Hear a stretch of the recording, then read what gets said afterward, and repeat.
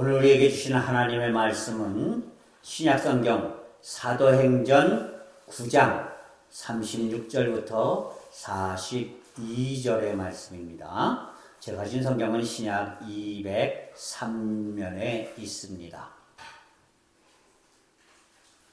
받들어 읽습니다. 욥바에 다비다라 하는 여제자가 있으니 그 이름을 번역하면 도르가라. 선행과 구제하는 일이 심히 많더니 그때에 병들어 죽음에 시체를 씻어 다락에 누이니라. 룻다가 욥바에서 가까운지라 제자들이 베드로가 거기 있음을 듣고 두 사람을 보내어 지체 말고 와달라고 간청하여 베드로가 일어나 그들과 함께 가서 이르매 그들이 데리고 다락방에 올라가니 모든 과부가 베드로 곁에 서서 울며 도르가가 그들과 함께 있을 때에 지은 속옷과 겉옷을 다 내보이거늘 베드로가 사람을 다 내보내고 무릎을 꿇고 기도하고 돌이켜 시체를 향하여 이르되 다비다야 일어나라 하니 그가 눈을 떠 베드로를 보고 일어나 앉는지라. 베드로가 손을 내밀어 일으키고 성도들과 과부들을 불러들여 그가 살아난 것을 보이니 온 욥바 사람이 알고 많은 사람이 주를 믿더라. 아멘. 우리가 하나님의 은혜를 받으면서 살아가야 합니다. 왜냐하면 인간은 누구나 부족하고 연약하고 불완전하고 그리고 자기 스스로 할 수 있는 것보다 하지 못하는 것이 엄청나게 많기 때문입니다. 그렇기 때문에 전능하시고 전지하시고 우리를 위해서 모든 것을 아끼지 않으시는 하나님, 특히 우리의 신앙과 우리의 삶을 지금도 내 옆에서 이끌고 계시는 성령의 역사를 힘입으면서 살아야 합니다. 그러나 제가 평소에 항상 드리는 말씀이지만 하나님의 은혜를 받을 만한 사람이 되어야 은혜를 받는다라는 것이에요. 우리가 은혜 받을 만하게 살지 못하면서 하나님께서 나에게 은혜를 베풀지 않는다고 투정 부린다면 그것은 마치 학생들이 시험 전날까지 공부 하나 떠나고 뺑뺑이 놀고 있다가 시험 보고 그리고 나는 왜 이렇게 공부를 못할까 이렇게 투정하는 거나 마찬가지임을 우리는 깨달아야 합니다. 그렇기 때문에 하나님의 은혜를 받으려면 은혜를 받을 만한 사람이 되어야 하는 것이에요. 하나님의 기적과 같은 능력과 역사를 체험하려면 그럴 만한 사람이 되어야 하는 것입니다.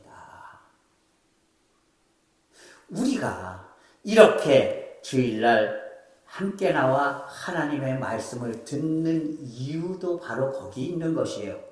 내가 하나님께 은혜 받을 만한 사람이 되려면 어떻게 해야 하는가?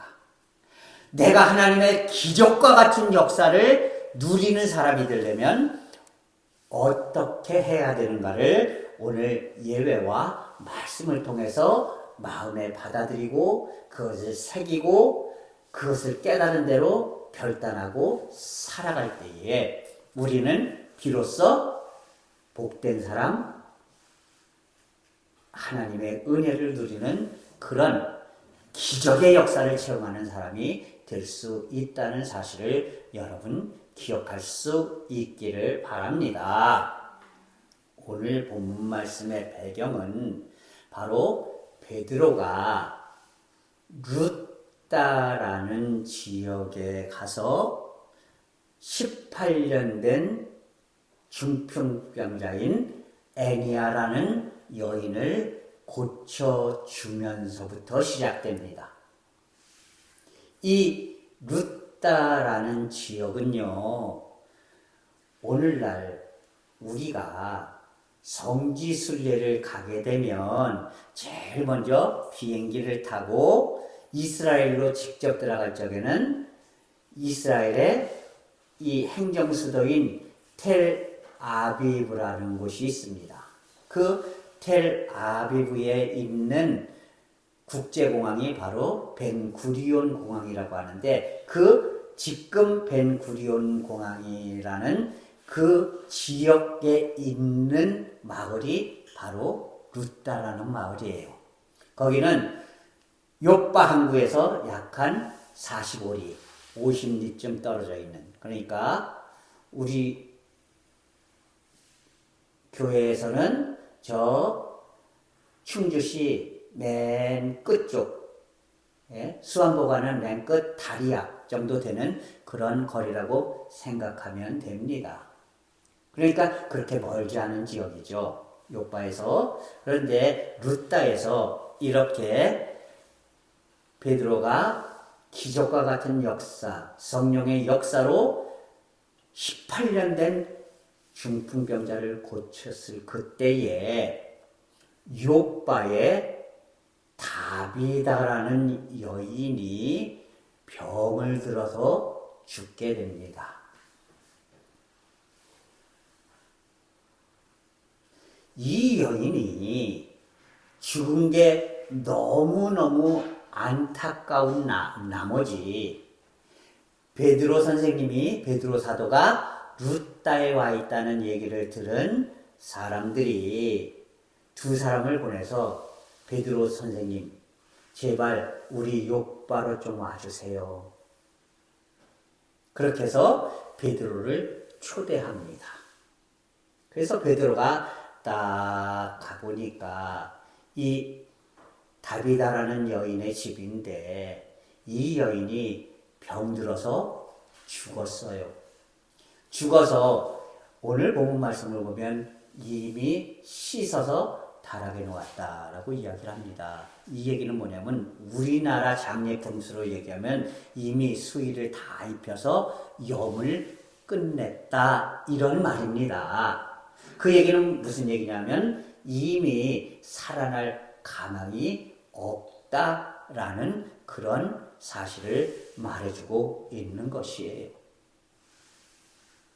대부분 이제 사람이 돌아가시고 나면은요, 혹시 되살아날 수도 있지 않을까 싶어서 한 하루 동안은 그냥 내비둡니다.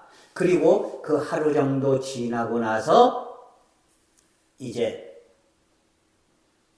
더 이상 살아날 기약이 없다 하면은 수의를 입히게 되죠. 그게 바로 우리나라에는 염이라는 풍습입니다. 근데 이 이스라엘 사람들은 그 시신을 깨끗이 닦아서 먼저 다락에다 올려놓습니다. 왜냐하면 그 사람들은 매장을 하는 게 아니라 대개 굴 속에다가 시신을 놨다가 이제 몇 년 지나고 나서 시신이 다 썩고 뼈만 남았을 때 그 뼈를 추려서 조그만 단지에 담아서 이 가족들 묘에 이렇게 그 항아리를 쭉 넣는 그런 장례의 풍습을 가지고 있습니다. 그래서 이미 씻어서 다락에 올려놓았다는 것은 살 여망이 없고 살 길이 없고, 그래서 수의를 입혀서 시신을 안치해 놓았다, 이런 이야기입니다. 자, 이 상황을 보니까 바로 어떤 일이 생각나는가 하면 예수님께서 이제 마리아와 마르다와 나사로의 남매들 중에서 나사로가 이미 죽었을 때에 나사로의 집에 도착하셨던 모습이 떠오릅니다. 그때 모든 사람이 죽었다고 하는데, 이미 시신에서 썩는 냄새가 난다고 하는데 예수님께서 뭐라고 말씀하십니까? 아니다, 그는 자고 있다. 사람들이 말합니다. 예수님 무슨 얘기를 하시는 겁니까? 지금 저 굴에서 썩는 냄새가 진동하고 있습니다. 그랬더니 예수님께서 그 굴로 들어가시죠. 무덤 안으로 들어가셔서 이제 나사로야 일어나라 하고 손을 잡아서 일으키시니 나사로가 그 배를 동인 채로, 다시 말해서 수의를 입은 채로 벌떡 일어나서 굴 밖으로 나왔다. 이런 기록이 있는 것을 우리는 압니다. 마찬가지로 베드로가 가보니까 이미 이 다비다라는 여인은 죽어서 더 이상 어찌할 수 없는 장례의 절차에 들어갈 수밖에 없는 그런 상황에 있었다는 것입니다. 자, 그런데요, 오늘 본문 말씀을 보니까 베드로가 딱 가서 도착해 보니까 과부들, 그냥 혼자 사는 여인들이 잔뜩 모여서 막 서글프게 울고 있는 거예요. 다비다가 죽은 것에 대해서 너무나 서글프게 울고 있는 거예요. 뿐만 아니라 그 사람들이 다 이제 안타까워서 심지어는 사람을 보내서 50리길을 뛰어가서 베드로 사도를 불러서 그곳까지 데리고 왔다는 것은 너무나 안타까워했다는 것이죠. 그래서 베드로가 옆에서 듣습니다. 도대체 너희가 왜 이렇게 안타까워하고 있느냐. 그랬더니 이야기를 합니다. 이 다비다가요, 살아생전에 그저 자기도 그렇게 힘든데, 자기도 혼자 있는 그런 과부인데, 자기 살기도 힘든데, 자기 살기도 어려운데, 열심히 있는 거 다 털어서 옷을 지어서 자기보다 힘들고 어려운 저희 같은 혼자 사는 과부들에게 옷을 나눠줬습니다. 바로 제가 입고 있는 이 옷들이 다 다비다가 우리에게 준 겁니다. 하고 이야기를 하는 거예요. 이렇게 아름다운 마음을 가지고 있는 사람, 이렇게 선행을 많이 한 사람이 지금 죽어서 저기 있으니 저희가 얼마나 안타깝겠습니까? 라고 말하는 겁니다. 사실 성경에 다비다가 과부인지 아닌지는 기록이 안 돼 있습니다. 그러나 대부분 성경에서 보면은요, 부부들은요, 먼저 남자 이름을 쓰고 그리고 여자 이름을 씁니다. 그런데 다비다가 이제 남편 이름이 없는 것을 보니까 아마 다비다도 혼자였던 것 같아요. 이미 남편을 저 세상으로 보낸 이후의 여인이었던 것 같습니다. 자, 그런데요, 이스라엘에서 과부들의 삶은요, 진짜 아주 힘들고 어려운 삶이었습니다.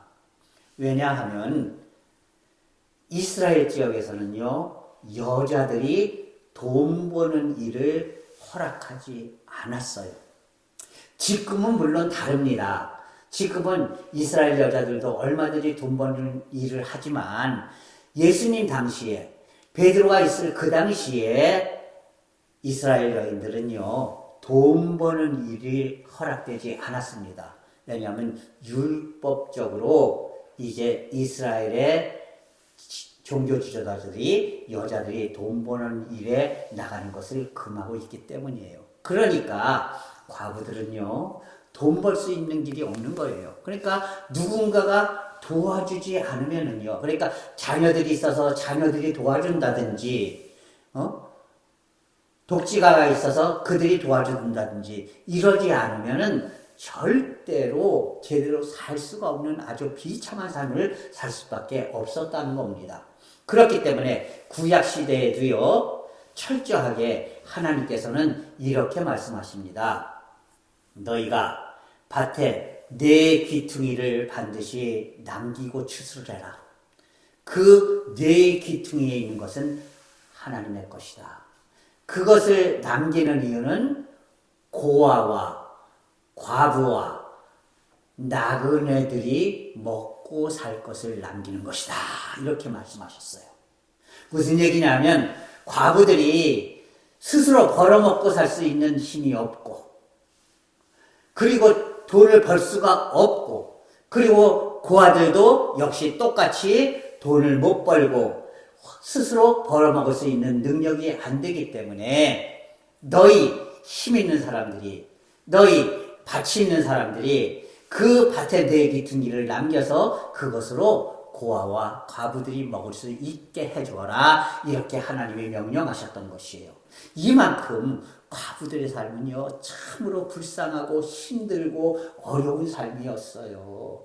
오늘날의 노숙자와 다름없는 삶을 살 수밖에 없었다는 것이에요.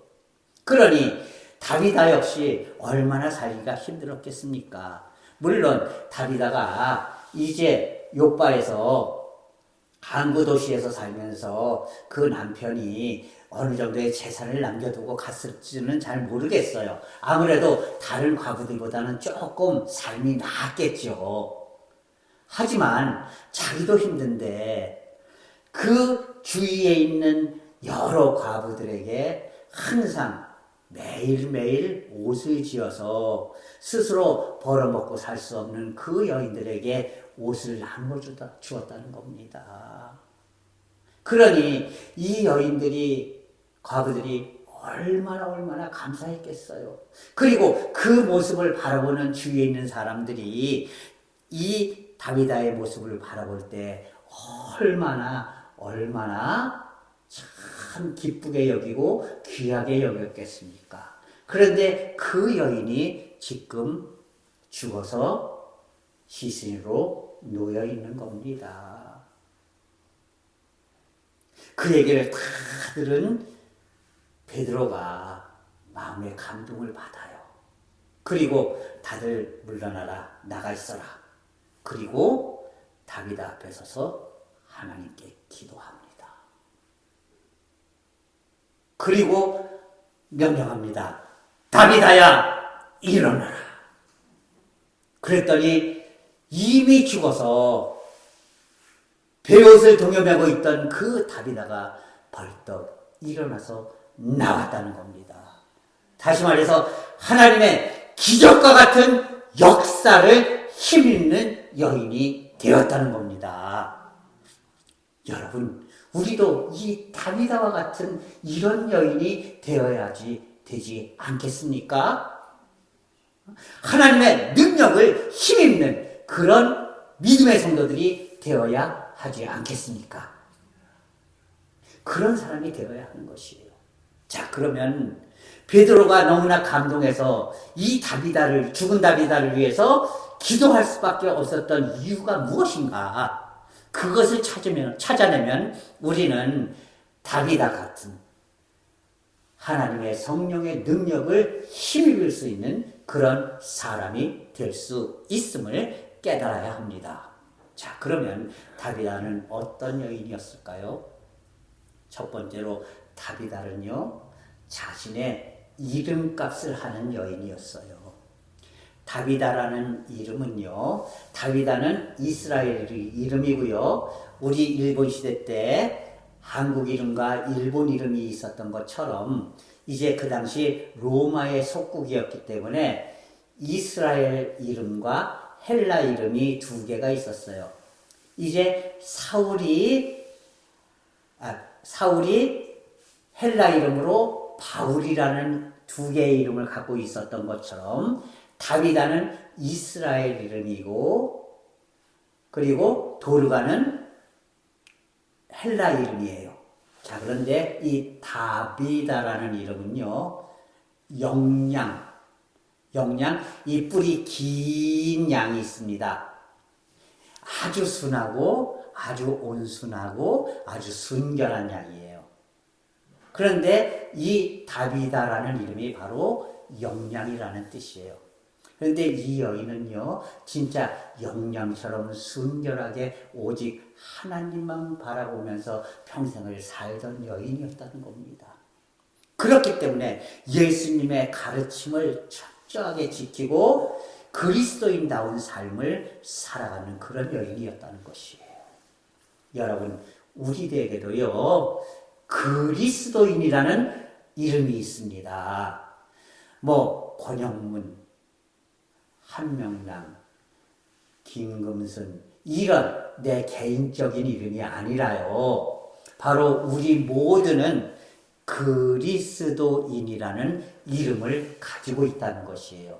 그렇다면 어떻게 해야지 돼요? 그리스도인이라는 이름을 가지고 있으니 그 이름값을 하면서 사는 사람들이 되어야 한다는 것이에요. 그리스도인답게, 다시 말해서 많은 사람들에게 칭찬받는 그리스도인의 삶을 살아야 한다는 것입니다. 진짜 순결한 삶을 살았던 다비다는 많은 사람들에게 칭찬받았어요. 얼마나 칭찬을 받았는가. 그 죽음을 주위에 있는 모든 사람들이 안타까워할 정도로 그렇게 칭찬을 받았다는 겁니다. 사랑하는 성도 여러분, 우리들도 다비다처럼 이제 하나님 앞에서, 사람들 앞에서 칭찬받는 그리스도인의 삶을 살아갈 수 있는 그런 성도들이 될 수 있기를 바랍니다. 두 번째로, 이 다비다는 예수님의 명령 그대로 너희는 아낌없이 베풀어라, 아낌없이 나누어 줘라, 사랑을 베풀면서 살아라 하는 그 예수님의 마지막 명령을 철저하게 지키는 삶을 살았다는 겁니다. 자기도 부족할지 모르는데, 그런데 자기에게 있는 것으로 열심히 옷을 지어서 자기보다 힘들고 자기보다 어려운 과부들에게 그 옷을 나누어 줌으로써 그들이 감사할 수밖에 없는 그런 삶을 살았다는 사실입니다. 여러분, 우리들도요, 마찬가지로 예수님의 명령 그대로 나누고 베풀 줄 아는 그런 삶을 살아갈 수 있는 성도들이 되어야 하는 것입니다. 예, 주는 것이, 베푸는 것이 받는 것보다 낫다라고 주님께서는 말씀하셨죠. 내가 너희에게 생명을 주었으니 너희도 나가서 아낌없이 베풀어라, 이렇게 말씀하셨어요. 이와 같이 우리들도 나누고 베풀 줄 아는 사람, 그저 내 것만 움켜잡고 욕심에 찌들어서 사는 그런 삶이 아니라 나눌 줄 알고 베풀 줄 알고 그리고 함께 할 줄 아는 그런 삶을 살아갈 수 있는 성도들이 되어야 한다는 것입니다. 그래야만 우리가 성령의 능력을 힘입을 수 있는 그런 사람들이 될 수가 있는 것입니다. 그리고 세 번째로, 다비다는 자기가 할 수 있는 최선을 항상 다하는 사람이었다는 겁니다. 여러분, 이게 중요해요. 내가 할 수 있는 최선을 매 순간 다하는 삶이 중요한 삶입니다.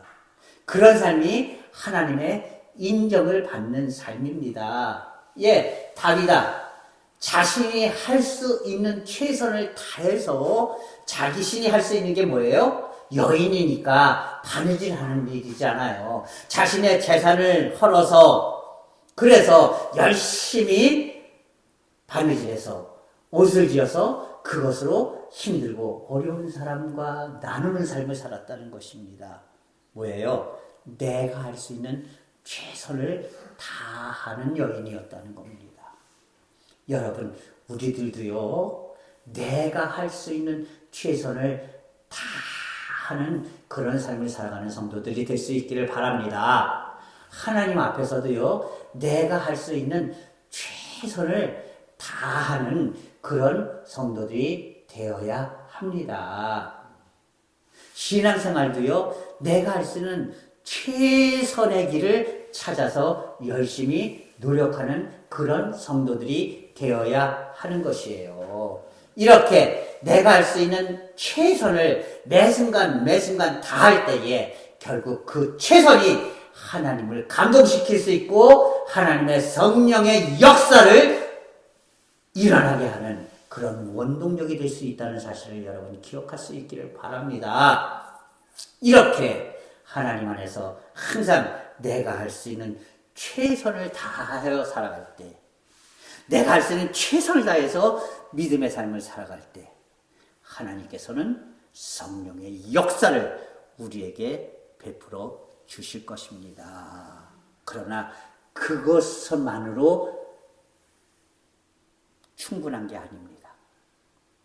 여러분, 오늘 본문 말씀 가운데 보면은요, 이 모든 도르가의 삶에 다비다의 삶에 더하여져서 많은 사람들의 간절함이 그 속에 녹아 있었다는 겁니다.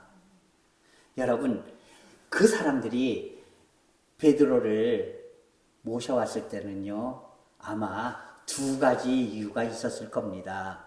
원래 이 여인이 병들어서 죽었죠. 그런데 이 병들어 있는 중에도 계속해서 자신의 최선을 다해서 옷을 지어서 과부들에게 나눠줬다는 것이에요. 조금 전에 말씀하신 대로 할 수 있는 한 자신의 최선을 다한 삶이었습니다. 자, 그러니 첫 번째로 이 여인이 다시 살아날 수 없다면 베드로 사도님이 오셔서 마지막 길을, 하나님께로 가는 그 길을 이 사도께서 이끌어 주십시오. 마치 장례식 때에 성도들의 장례를 목사가 집례하면서 그 영혼을 하나님께로 이끌어 드리는 것처럼, 그렇게 저희들이 하는 것보다 사도 베드로님께서 그렇게 해주십시오. 아마 이런 마음이 첫 번째 있었을 거예요. 그리고 두 번째, 하지만 할 수만 있다면 이 여인, 이제 애니아는 중풍병자였지만 그 병을 고쳤던 것처럼, 예수님께서 나사로에게 했던 것처럼 베드로 사도께서 이 여인을 살려주실 수도 있지 않겠습니까? 라는 그런 간절함이 있었다는 겁니다. 그래서 50리길을 달려가서 베드로를 모셔온 거예요. 이 많은 사람들의 간절함, 이 간절함이 결국 사도 베드로의 이 마음을 움직였고 성령의 역사를 일으키는 원동력이 되었다는 사실을 여러분 기억할 수 있기를 바랍니다. 여러분, 우리들도요, 하나님의 은혜를 누리기를 원합니까? 하나님의 기적과 같은 역사를 내 삶에 체험하기를 원합니까? 여러분, 간절함을 가지세요. 눈물 흘려 기도하세요. 간절히 매달리세요. 예. 다윗도 이제 갓 태어난 아이가 죽으려고 하니까요, 예, 7일 동안 아무것도 먹지 않고 벽에 머리를 박으면서 눈물로 그렇게 기도했습니다. 물론 그 아이는 죄악의 씨앗이었기 때문에 결국에는 7일 만에 하나님 품으로 갔습니다. 그러나 그런 간절함이 있어야 하는 것이에요. 예? 간절할 때에 하나님의 역사도 이루어지는 겁니다. 내가 간절함이 없는데 하나님이 해주시든지 말든지 마음대로 하세요. 그러면 하나님께서 해주시겠습니까? 여러분 한번 생각해 보세요. 간절함이 있어야죠. 예? 나에게 간절함이 없는데 어찌 하나님의 그 기적과 같은 능력을 내게 바랄 수가 있겠습니까? 여러분, 매 순간 나의 삶을 위해서 간절함을 가지고 하나님 앞에 기도할 수 있는 성도들이 될 수 있기를 바랍니다. 이렇게 다비다는 순결한 믿음의 삶, 그리고 주님의 명령을 끝까지 지키는 나누고 베푸는 삶, 그리고 자신이 할 수 있는 최선, 병들어서까지도 마지막 순간까지 옷을 지어서 자기보다 가난하고 어려운 사람에게 나누어주는 이런 끝까지 최선을 다하는 삶, 이런 삶을 산 그 위에 간절함이 더해져서 결국 성령의 역사를 힘입어 다시 살아나는 여인이 될 수 있었습니다. 우리도 하나님 앞에서 항상 순결한 믿음의 삶, 아낌없이 나누고 베풀 뿐만 아니라 하나님 앞에도 최선을 다하는 삶. 더 나아가서 내 삶에 있는 모든 일들을 항상 매 순간 최선을 다하며 하나님 앞에 간절한 마음으로 매달릴 수 있는 믿음이 되어서 결국 하나님의 은혜를, 하나님의 능력을, 하나님의 역사를 내 삶에 이루는 그런 복되고 아름다운 믿음의 삶들이 될 수 있기를 주님의 이름으로 간절히 부탁을 드립니다. 기도하겠습니다. 사랑의 하나님 아버지, 하나님의 은혜와 사랑을 이 시간 감사합니다. 오늘 다비다가 항상 많은 이들에게 칭찬받는 삶, 그리스도인다운 삶, 나누고 베푸는 삶, 그리고 매 순간 최선을 다하는 삶에 많은 사람들의 간절함이 얹어져서 결국에는 그 죽었던 목숨이 오히려 병들었던 몸에서 깨끗이 나음을 입고 살아나는 그런 복되고 아름다운 성령의 능력을 힘입을 수 있었던 것처럼 저희들의 삶 역시 항상 다비다처럼 하나님의 역사를, 하나님의 능력을 힘입을 수 있는 그런 믿음이 되게 인도하여 주시옵소서. 예수 그리스도의 이름으로 감사하며 기도하옵나이다. 아멘.